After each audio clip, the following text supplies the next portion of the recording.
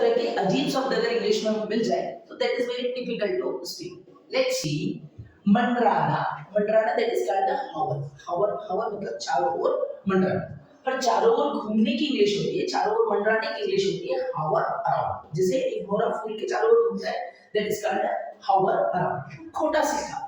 खोटा सिक्का is called base coin. Base coin has the meaning खोटा सिक्का. The next is what? परिचित. परिचित की इंग्लिश होती है acquaintance. Acquaintance. You are my acquaintance. तुम मेरे परिचित हो भाई. The next word is what? रूखी आवाज. Why are you speaking in this gruff voice? Gruff voice का अर्थ होता है रूखी आवाज. रूखी आवाज that is called a gruff voice. परंतु किसी की बहुत ही मधुर मीठी मीठी आवाज होती है that is called melodious voice. Sing a song in your melodious voice. अपनी मधुर आवाज में गाना गाओ. The next is what? तीखे शब्द. Okay, rude words. Why are you using rude words with him? आप उसके साथ इस तरह के बदतमीजी भरी तीखे वाक्य क्यों बोल रहे हो? The next is what? खामोश मिजाज. ऐसा व्यक्ति जो चुप रहना पसंद करता है, that is called the phlegmatic in English. क्या कहलाता है? Phlegmatic in English. The next is what? गुणवान. गुणवान की इंग्लिश होती है virtuous. You are really a virtuous boy. आप बहुत ही गुणवान बच्चे हो.